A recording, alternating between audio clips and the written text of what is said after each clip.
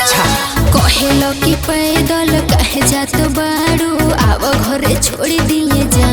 अरे तो तहार फिकर होला तब बन कहनी पढ़े जाने जब जब आवेला तब तब करताड़ हमके परेशान। अरे कहेलो कि पैदल कहे जात बाड़ू आव घरे छोड़ दिए जा। अरे बेरी बेरी कहेलो दिक्कत ना होई गर्मी बरसात और जाड़ा के। तो सुना एगो टेम्पू वाला से दिलवा लगा ले। अच्छा। रोजे बचत होई भाड़ा के। टेम्पू वाला से दिलवा लगा ले। रोजे बचत होई भाड़ा के। जरूरी नइखे।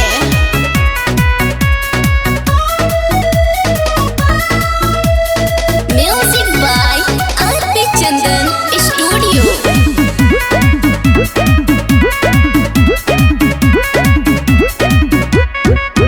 हाथवा में लेके पल के मोबाइल सगरी होलई कन के को देलू घाई।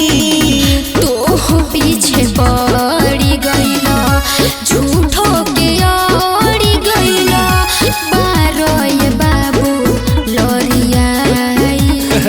अरे ऐसा कोनो बात ना बा हो। कैसन बा? हाथवा में लेके पल के मोबाइल सगरी होलई कन के को देलू घाई। तो पीछे पड़ी गईला झूठो के लड़ी गईला बारोय बाबू लरियाई।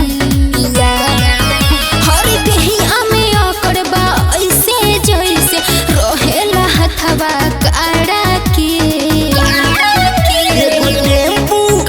एगो टेम्पू वाला से दिलवा लगा ले। रोजे बचत होई भाड़ा के। एगो टेम्पू वाला से दिलवा लगा ले। रोजे बचत होई भाड़ा के। टेम्पू वाला से दिलवा लगा ले। दिलवा लगा ले। दिलवा लगा ले। दिलवा लगा ले। Music by RP Chandan studio.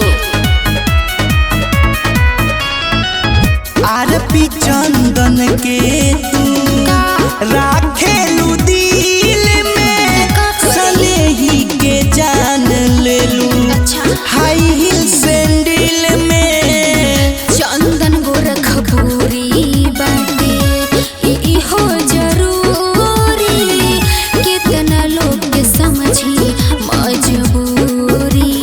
कोशिश करम समझ में आ जाई। आरपी चंदन के तू राखेलू दिल में सनेही के जान लेलू। हाई हिल सैंडल में संदीप दिवाकर बाटे इहो जरूरी कितना लोग के समझी मजबूरी।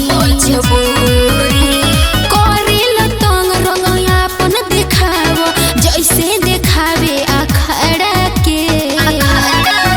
एगो टेम्पू वाला से दिलवा लगा ले। रोजे बचत होई भाड़ा के। एगो टेम्पू वाला से दिलवा लगा ले। रोजे बचत होई भाड़ा के। ठीक बा लेकिन रोज टाइम से आ जाइयो।